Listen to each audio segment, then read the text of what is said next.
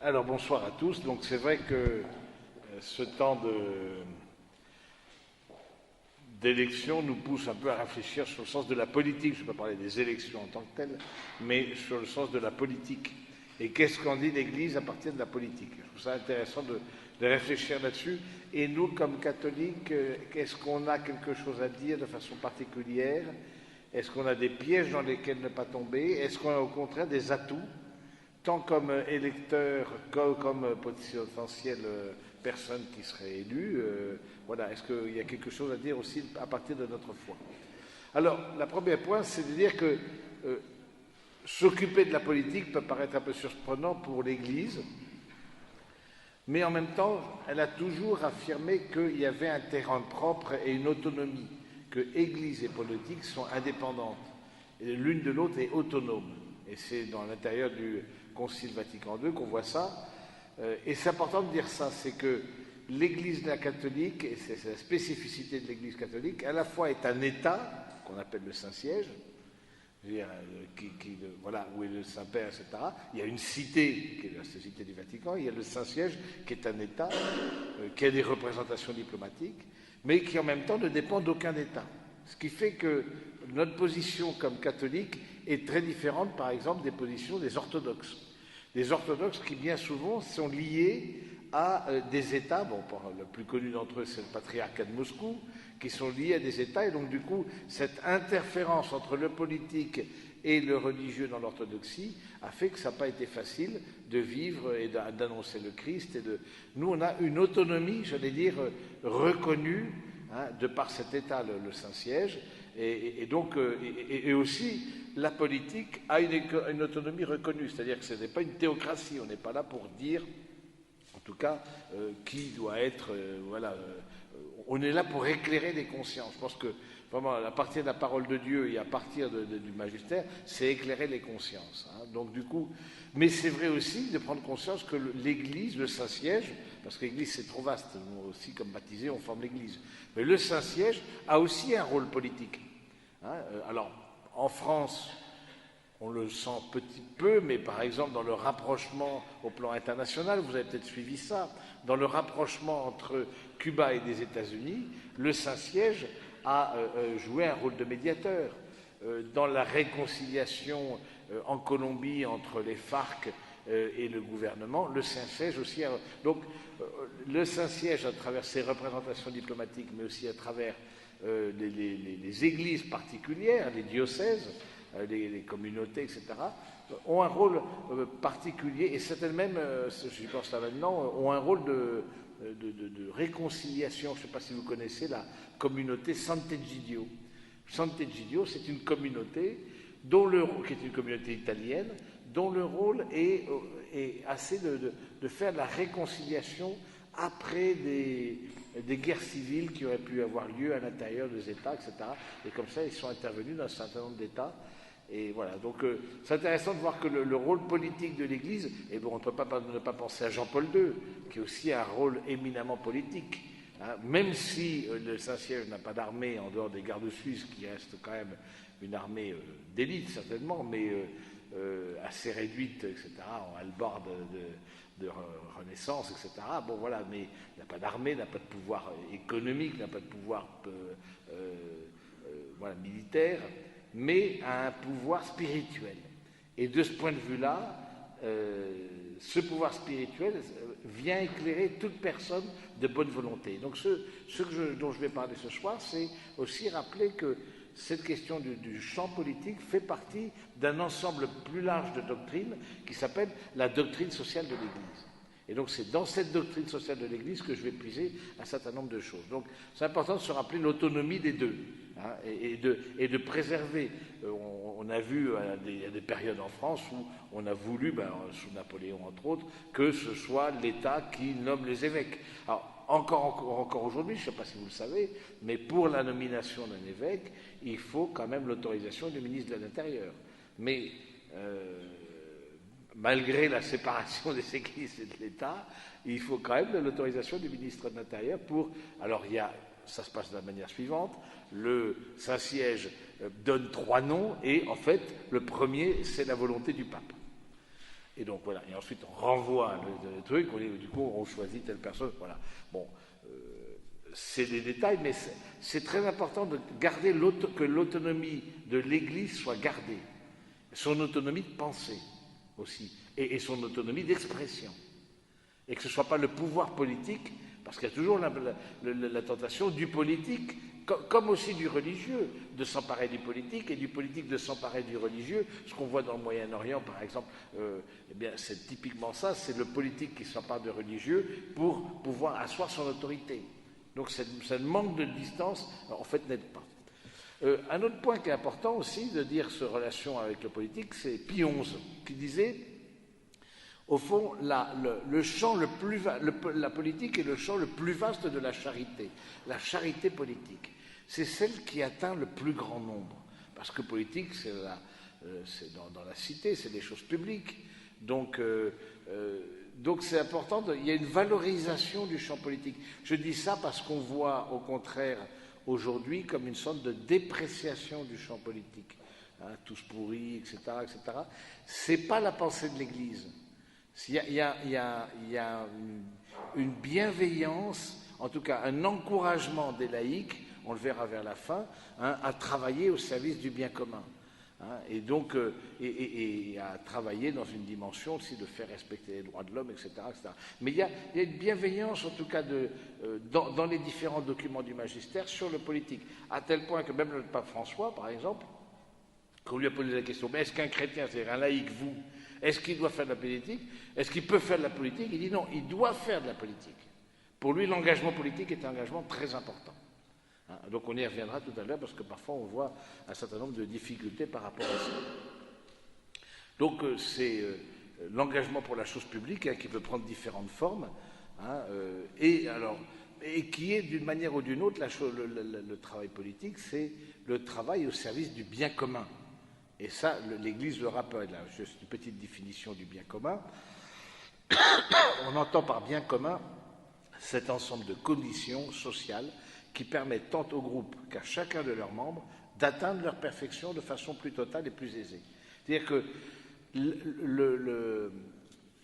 nous sommes faits pour vivre en société, et à la tête de société, il y a une autorité. Et cette autorité, dans une démocratie, est élue, et elle a pour but de réunir les conditions sociales qui permettent tant au groupe qu'à chaque membre d'atteindre au fond sa perfection, c'est-à-dire de la visée qu'il a, etc. Donc c'est ça le bien commun. Ce n'est pas la somme des intérêts généraux, c'est pas la somme des intérêts, des intérêts particuliers.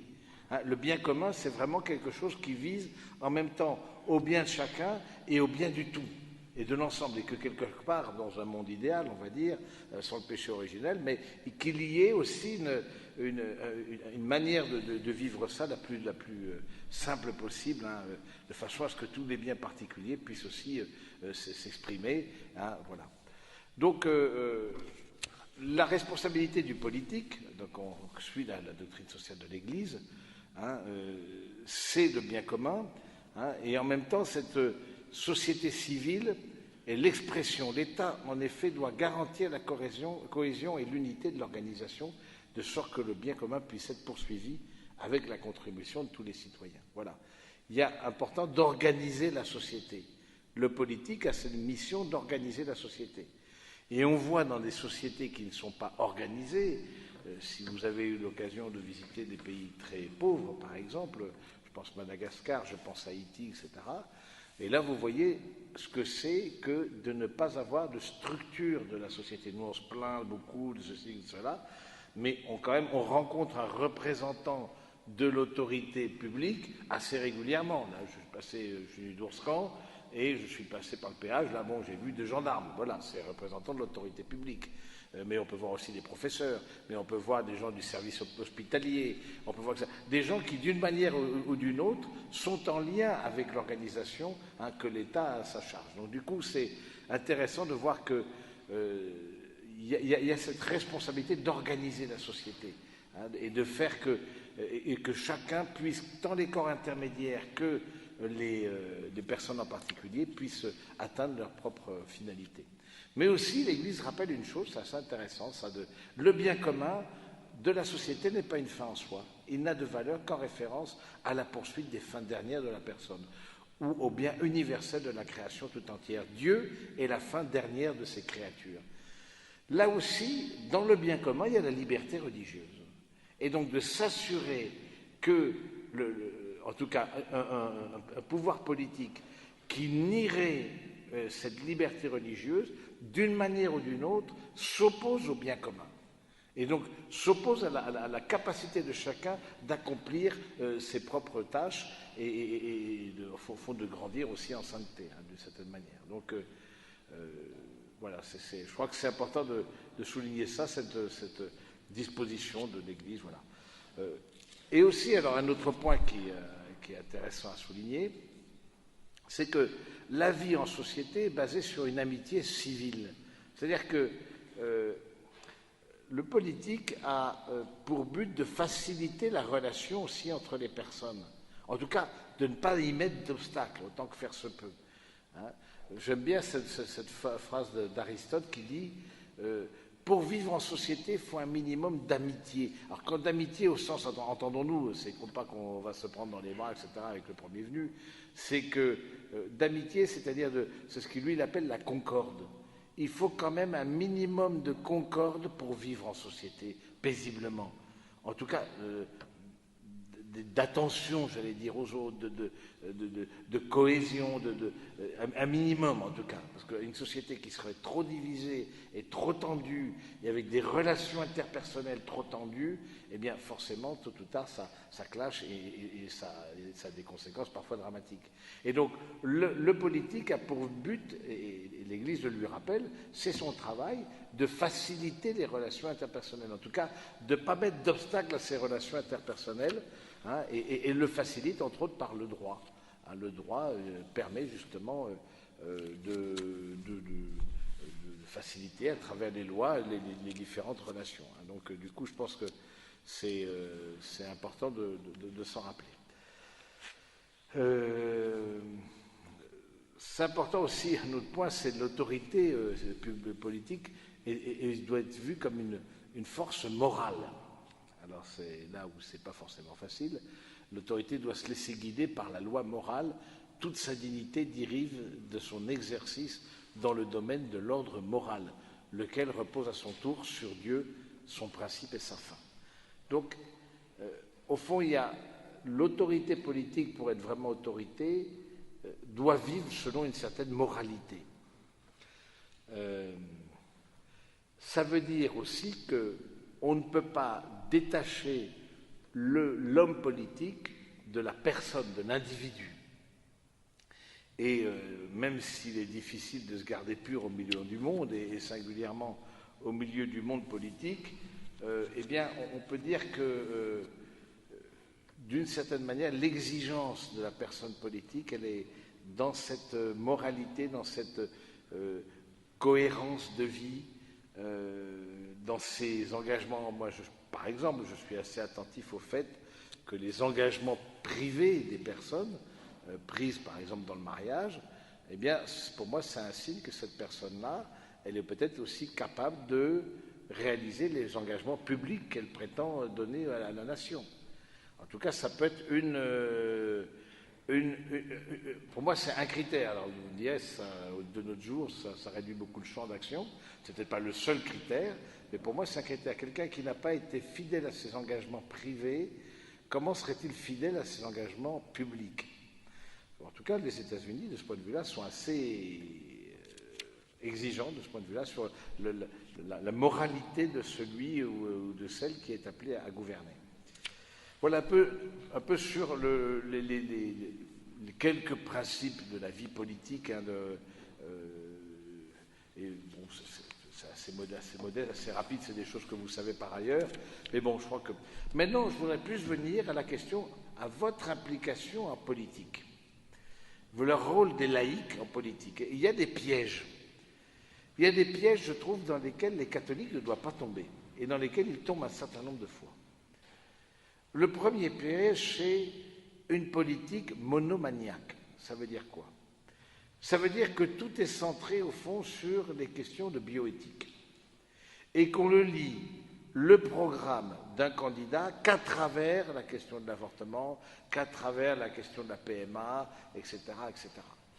Et donc, c'est un peu monomaniaque, alors que quand, je ne sais pas quoi, il y a une entreprise qui va fermer, bah, le politique qui est là, député, sénateur ou représentant de l'État, doit s'occuper de cette entreprise, de l'avenir des salariés, etc. Et si vous dites non, moi ce qui m'intéresse, c'est des questions sociétales et de bioéthique, on va vous dire bon ben c'est gentil, mais c'est un peu court. C'est pas ça que j'attends de vous. Hein. Et donc faisons attention. Ça, on voit une forme de dérive et une forme de, comment on peut dire, de vouloir.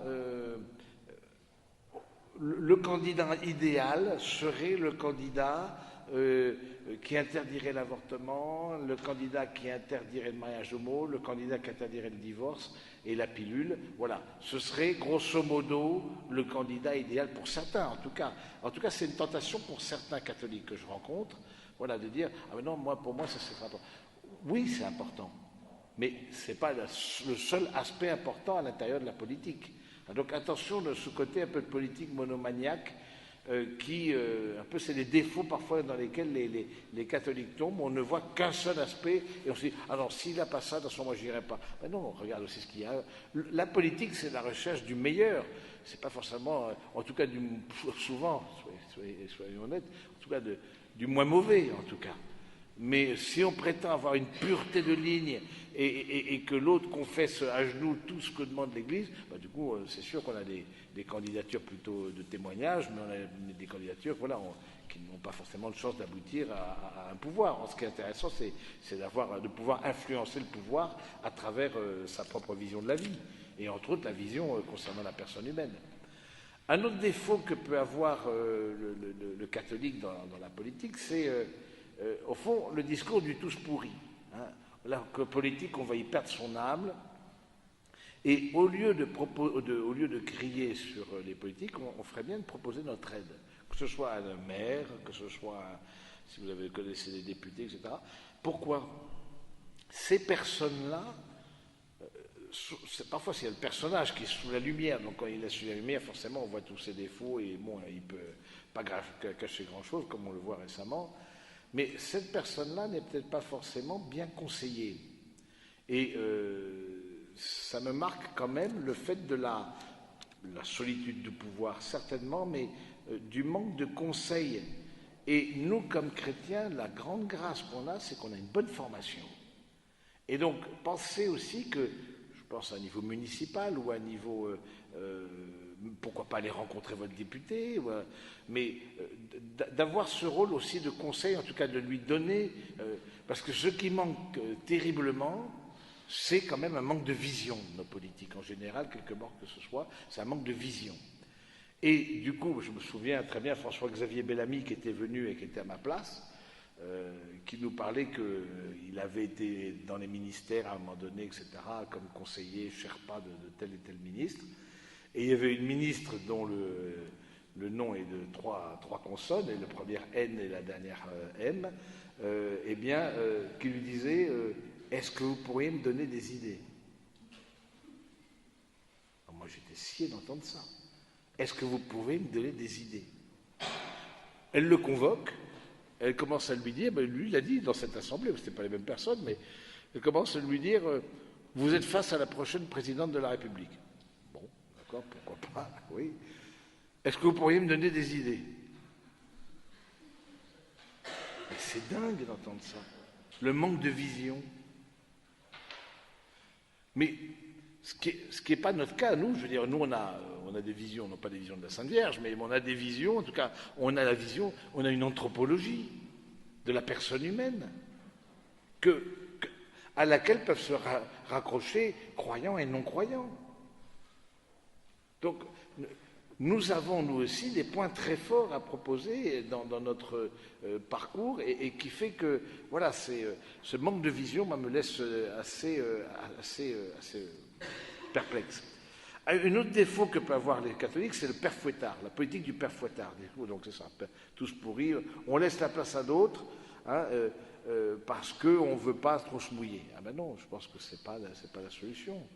si c'est la charité la plus grande, comme dit Pie XI, la charité la politique, et si notre but c'est la sainteté et la sanctification se fait par l'amour, par la charité, les vertus théologales, forcément, d'une manière ou d'une autre, en tout cas on ne peut pas exclure de notre champ d'action au moins un intérêt politique, au moins un minimum d'intérêt.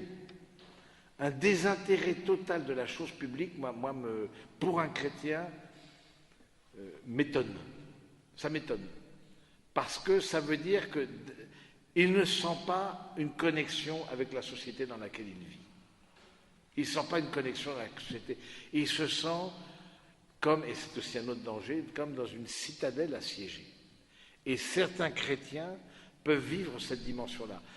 Quelque part d'un entre-soi, et de dire, alors parfois avec raison ou avec tort, ça dépend un peu des gouvernements qui sont plus ou moins bienveillants face à l'Église, mais de se dire quelque part, voilà, je dois d'abord me défendre du politique, parce que nous sommes, nous, en minorité, et donc on est assiégés, donc on doit au contraire s'opposer. Ou alors, au contraire, on reste dans le spirituel complet. Et on n'est pas du tout dans cette dimension d'intérêt de la chose publique. Et donc, non, ça ne m'intéresse pas, tout ça, bon, Mais vous savez, mes amis, que tout baptisé, de par son baptême, est invité à voter. Dans les pays, en tout cas, il y a la démocratie, et que c'est, je trouve, un devoir, quitte à mettre rien dans l'enveloppe, mais un devoir du baptisé d'aller voter. Parce que, par ça, il montre au moins un minimum, au moins une fois tous les 5 ans, un minimum d'intérêt pour la chose publique. Et je trouve que chez nous, en tout cas, il y a cette idée de, voilà, non, c'est un monde de loups, ce qui est vrai, c'est en partie vrai, mais c'est un monde de personnes, quand on peut les connaître, qui sont souvent très seules. C'est un monde de personnes qui sont souvent c'est des vies, un peu des vies de chiens, quoi, les vies de politique. Hein.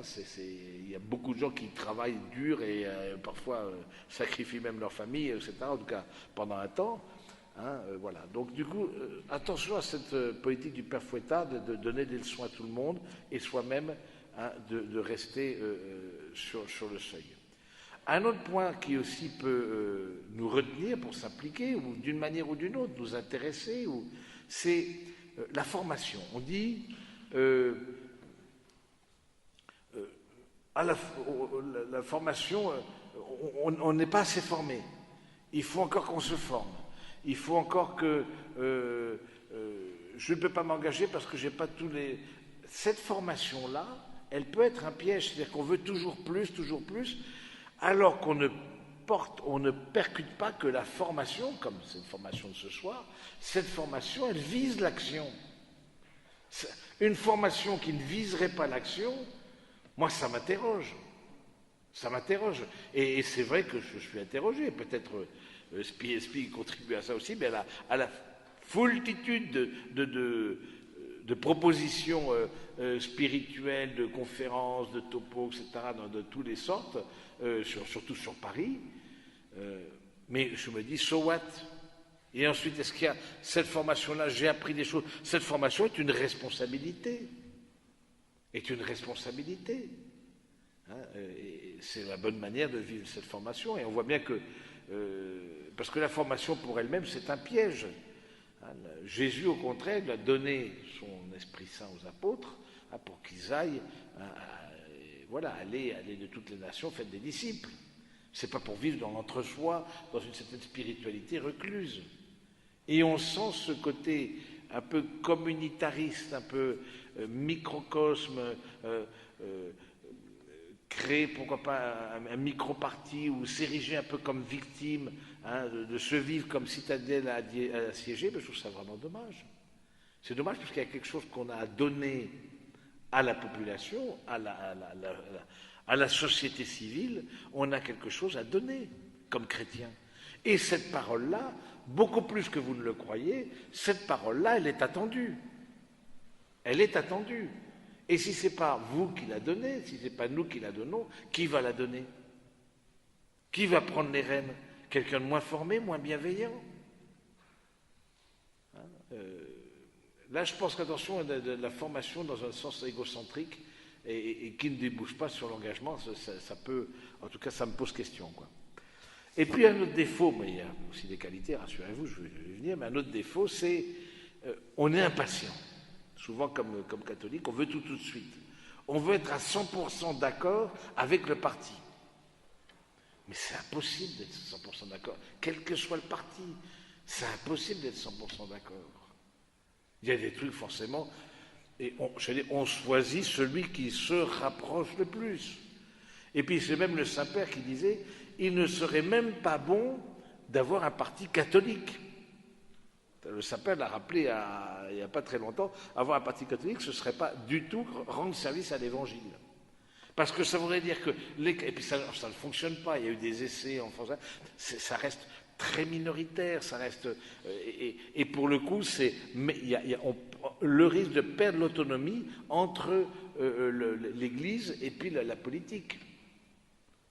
Donc c'est certainement pas une solution. Un parti catholique n'est pas la bonne solution, dit le pape François. Et donc il y a un côté intransigeant. On veut être 100% d'accord, comme une sorte de repli sur soi. Alors que bon nombre de choses que nous portons, d'autres peuvent en bénéficier.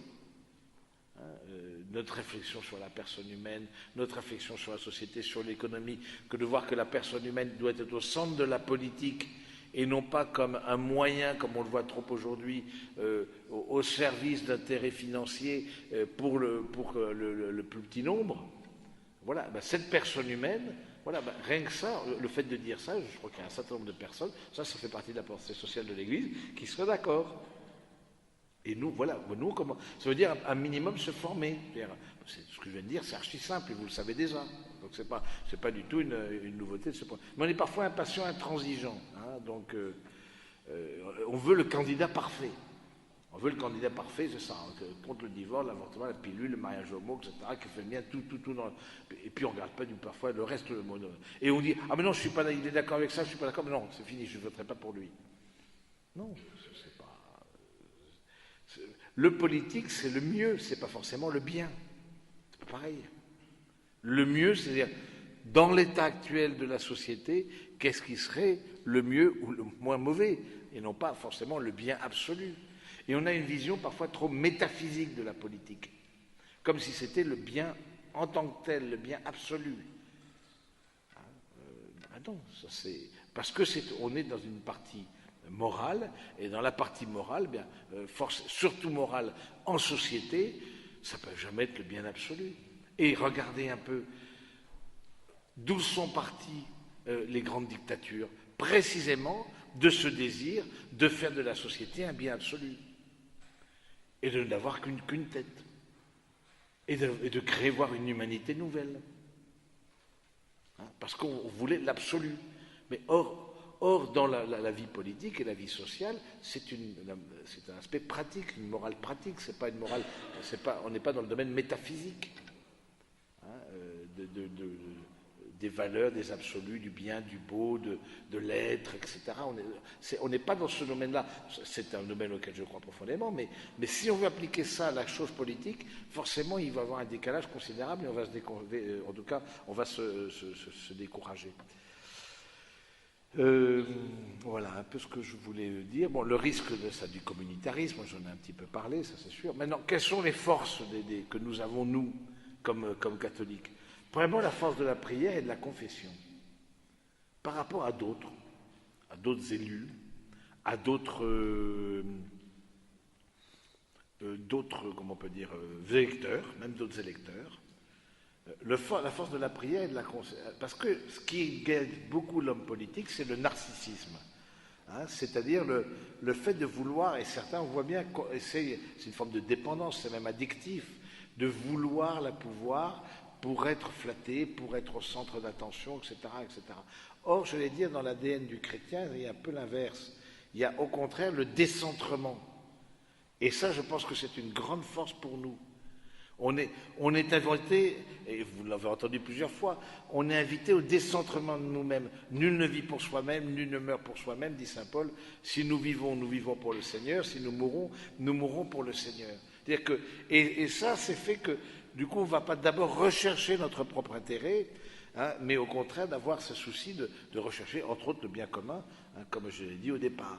Mais la prière et la confession, ça, la prière, vous connaissez peut-être Robert Schuman, l'un des fondateurs de l'Europe, et un de ses ennemis politiques, alors qu'il était à la fondation de l'Europe au sortir de la guerre, vous imaginez, les anciens combattants, les juifs déportés, etc., les rescapés des camps étaient vent debout contre une amitié, contre l'Allemagne, etc. Et un de ses ennemis politiques lui dit « On ne peut rien contre lui, il prie tous les jours. » On ne peut rien contre lui, il prie tous les jours. C'est vrai que ça demande une vie, parce qu'il y a énormément de tentations aussi dans le domaine politique, une vie de prière et de personnel, dès qu'on est dans la chose politique, quelle qu'elle soit, que ce soit même dans une municipalité, petite municipalité de quelques centaines d'habitants, et à la forcerie à la tête d'un pays, je trouve que c'est important cette dimension de vie de prière. Et puis confession, on a cette force-là, c'est qu'on croit premièrement qu'on peut se tromper, on a le droit à l'erreur, on n'est pas obligé de l'être le surhomme, l'homme parfait, la femme parfaite. On a le droit à l'erreur aussi, il y a des choses qu'on croyait bien faire, puis on a fait mal. Voilà, alors, il y a parfois des personnes qui sont carrément corrompues, ça, c'est autre chose, mais il y a des personnes qui pensent bien faire, puis en fait, bon, ou des pratiques qui parfois se font, qui se développent dans des sociétés politiques qui ne sont pas les bonnes, du coup qu'il faut réviser, etc. Mais on a toujours la possibilité d'un pardon. L'avantage, c'est que nous, on examine notre conscience à chaque confession. Et c'est quand même un grand point fort pour l'exercice de la chose politique. C'est un point fort parce que justement, on a cette possibilité, quelque part, à la fois de ne pas désespérer de nous-mêmes, et puis aussi d'avoir la possibilité de dire, bah oui, là j'ai commis une erreur. Et sans pour autant s'effondrer. Parce qu'on a l'habitude dans la confession de demander pardon au Seigneur. Et ça, c'est une force, je pense, des catholiques, c'est justement sortir du narcissisme et l'examen de conscience qui aide à prendre conscience de mes limites. Le décentrement, ça j'en ai parlé, on n'est pas là pour se servir, mais pour servir. Le pouvoir est un service, d'abord, dans la dimension évangélique. On est d'abord serviteur. Et puis la charité, on a quand même la charité qui est vraiment un plus. Alors, parce que c'est un monde rude, le monde politique, de grandes compétitions, etc. Mais la manière de répondre, les discours agressifs, même quand on voit, parfois je vois des choses sur Facebook, etc., des réponses à des posts, etc., sur de tel ou tel homme, il y a des réponses qui sont très violentes, mais qui sont trop violentes. Et parfois des gens qui se disent catholiques. Bon, la charité, comme dit Pion, c'est la charité la plus grande de la politique. Et donc, d'avoir aussi cette charité quand on parle des hommes politiques, et puis soi-même, de faire prendre conscience que, délimiter, en tout cas, de notre vie, les discours agressifs, les discours... on rappelle la route à suivre, tout en étant charitable. Et même si on voit que l'homme politique ne fait pas tout bien, ou en tout cas ce qui nous semble mieux, peut-être on peut proposer son aide, on peut aller le voir, on peut lui dire notre opinion. Vous savez qu'il y a pour les députés, les sénateurs, il y a des permanences. Je ne sais pas si vous êtes déjà allé voir votre député. Il est tenu de recevoir les électeurs de sa circonscription. Alors, pour le président de la République, c'est un peu différent, parce qu'il n'y a pas de permanence, mais il y a souvent des meetings, etc. Bon, du coup, on peut aller voir les candidats, mais on peut les interroger, on peut... et je trouve que, voilà, voilà, quelque part, je trouve qu'il y a une vraie... et puis, une grande force que nous, on a, comme chrétiens, c'est qu'on est assoiffé de sens. C'est-à-dire qu'on ne va pas travailler uniquement pour notre alimentation, on est assoiffé de sens dans le sens qu'on n'est pas tous appelés à être élus, bien sûr, mais on est tous appelés à être des citoyens actifs.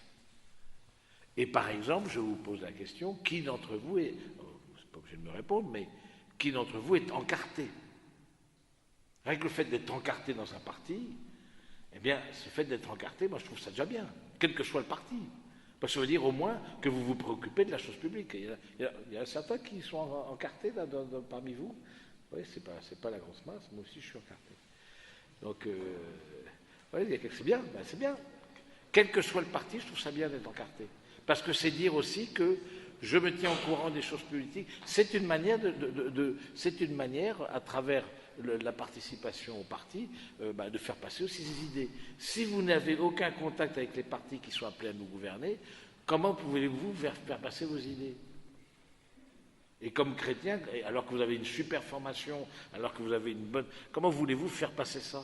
Si d'une manière ou d'une autre, vous vous intéressez pas et que vous restez que dans une dimension spirituelle. Ça peut être un piège, cette spiritualité, justement, qui nous déconnecte, alors que notre religion, par définition, c'est une religion de l'incarnation. C'est-à-dire une religion qui touche le concret des gens. Donc je pense que c'est important. Et aujourd'hui en particulier, il y a un boulevard qui est complètement ouvert aux femmes. Ça, mesdemoiselles, ou mesdames, peut-être certains d'entre vous, mais il y a un boulevard qui est ouvert. Parce que, avec cette fameuse loi de la parité, qu'il faut absolument un homme, une femme sur toutes les listes et compagnie, etc. Du coup, les partis sont à la recherche désespérément de femmes qui puissent être sur les listes électorales. Et donc, voilà, donc il y a un boulevard là qui vous est ouvert. Hein, il y a des demandes, il y a des etc., etc. Donc du coup, si on voit quelqu'un qui est motivé, qui fréquente un parti, qui s'engage dedans, qui va aux réunions, qui commence, etc., ce ne serait pas étonné que tôt ou tard on lui propose quelque chose. Et donc là, mesdemoiselles et mesdames, vous avez vraiment une opportunité qui vous est offerte. La lettre à Dionyette, je ne sais pas si vous connaissez la lettre à Dionyette, qui dit « Les chrétiens doivent être comme l'âme dans le corps ». Les chrétiens doivent être comme l'âme dans le corps. Nous sommes appelés à ça. Mais si nous n'agissons pas au plan politique, comment on va animer notre société? Les difficultés de nos sociétés, en grande partie, c'est la démission des chrétiens. C'est pas tant de ceux qui ne prennent pas au sérieux leur baptême. Tout le monde parle d'islam, l'islam c'est très bien, mais pas bien, j'en sais rien. Mais qu'est-ce que le problème? C'est les mosquées pleines ou les églises vides? C'est quoi le vrai problème dans un pays qui se dit à 60% chrétien? Cette démission du christianisme et parfois de l'élite chrétienne, ce désengagement, je trouve qu'on en paye forcément les frais, forcément. Pour moi, je trouve ça très grave. Parce que progressivement, la société n'est plus irriguée justement par une pensée chrétienne. Ça ne veut pas dire une théocratie, ça ne veut pas dire que tout le monde croit, c'est que n'est plus irriguée dans sa manière de penser. On n'entend même plus le discours sur la personne humaine que portent les chrétiens. Parce qu'ils n'ont plus lieu pour s'exprimer, parce qu'ils restent dans l'entre-soi. Donc, il ne faut pas dire, oui, la société verbale, etc. Moi, comme vous vous rappelez la citation de Kennedy, avant de te demander ce que ton pays peut faire pour toi, pose-toi la question, qu'est-ce que tu peux faire pour ton pays? Et donc, Dionyette, on a une lampe à l'intérieur de nous-mêmes, et si on ne la met pas sur le lampadaire et qu'on la met sous le boisseau, ne nous étonnions pas que la société ne soit pas éclairée. On porte quelque chose. On n'est pas sans rien. C'est des siècles d'histoire, de sainteté, de réflexion, qui ont façonné la France. Mais si on n'est pas au rendez-vous de l'histoire, modestement, je vous parlais du fait d'être encarté, modestement, vous pouvez peut-être que ça.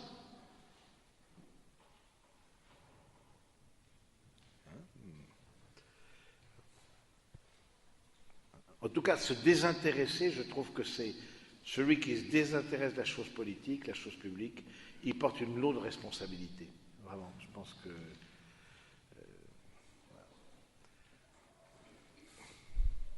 Et les grandes catastrophes, c'est un communiste qui s'appelle Gramsci, un communiste italien, qui dit les grandes catastrophes ne viennent pas simplement de personnes diaboliques qui ont entraîné l'humanité dans l'abîme, mais de la passivité des masses. Je hais les indifférents. Et ça nous renvoie à l'Apocalypse, je hais les tièdes. L'heure n'est pas à l'indifférence, l'heure est à l'engagement. Dans votre sensibilité politique. Et quelque part, on a les dirigeants qu'on mérite. Alors, le père Embretz, peut-être vous connaissez, qui est un dominicain, qui disait « Les catholiques sont les spécialistes sont des intermittents du réveil ». Alors, ils se réveillent de temps en temps, en 84, quand on a voulu supprimer l'école libre. Ils se réveillent en 2013 avec la loi Taubira, etc. De façon extraordinaire. Je trouvais toute une montée, justement, de votre jeunesse, de votre génération, et toute une montée d'une manifestation avec les veilleurs, avec la manif pour tous, etc. C'est tout un réveil aussi de gens, c'est un peu les gens bien élevés, grosso modo, qui défilent jamais, quoi. C'est cela. Mais il y a eu tout un réveil formidable. Et ça, c'est une force vive. Donc, c'est de ce réveil-là, qu'est-ce qu'on en fait après? Je veux dire, ces personnes-là, est-ce qu'elles s'assoupissent à nouveau? Et puis, on attend peut-être encore dans 20 ans, on va se réveiller. Hein, c'est les catholiques intermittents du réveil. Je trouve ça pas mal comme formule du père Embretz, qui est un dominicain. Voilà. Et puis, si le Seigneur t'appelle à cette vocation, vas-y, fais de la politique, dit le pape François. Cela te fera souffrir. Cela peut-être t'entraînera même au péché. C'est le pape François qui dit ça. Mais le Seigneur est avec toi, demande pardon et va de l'avant. Moi, je trouve cette phrase très belle. Ça t'emmènera peut-être même, oui, c'est vrai que c'est difficile de se maintenir pur dans le monde. Ça, c'est vrai. Et dans le monde politique, peut-être encore plus. C'est difficile. Parce qu'on est tenté. Il y a beaucoup de tentations. Et moi, je pourrais penser ces derniers temps beaucoup aux tentations du Christ au désert, à des grandes tentations et qui se retrouvent dans tous les scandales qu'on voit affichés par les médias, transforme ce pain, cette pierre en pain, tout ce qui est lié au fond au problème de mœurs, au plaisir, etc. Bon, il y en a comme ça qui ont loupé leur rendez-vous avec la France, hein, pour des questions de mœurs. Des questions d'argent, voilà, prosterne-toi devant moi et je te donnerai tous ces royaumes. Vous vous rappelez, on va bientôt rentrer dans le carême, donc au mercredi décembre, vous entendrez ça. Le combat de Jésus, hein, ben voilà, c'est vrai que les questions d'argent nous tendent des pièges, et puis les abus de pouvoir, hein, l'orgueil de l'esprit. Jette-toi du sommet du temple, c'est l'orgueil de l'esprit. Moi, je pense beaucoup à ça, c'est justement avec tout ce qu'on vit. Je me dis, comme il y a les tentations, quelque part, ce sont les tentations de toujours, hein, qui sont enracinées dans la personne humaine. Mais comme le politique, d'une certaine manière, les vivent un peu de façon un peu suréminente. Hein, voilà. Et donc...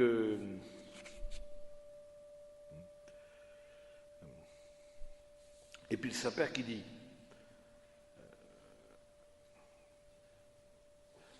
Se mêler de politique n'est pas seulement une possibilité, une option pour les catholiques, mais un devoir.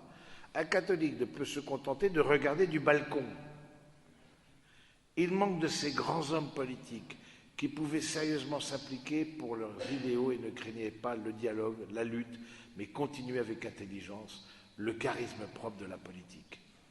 Regrette le pape François. La politique est l'une des formes les plus élevées de la charité.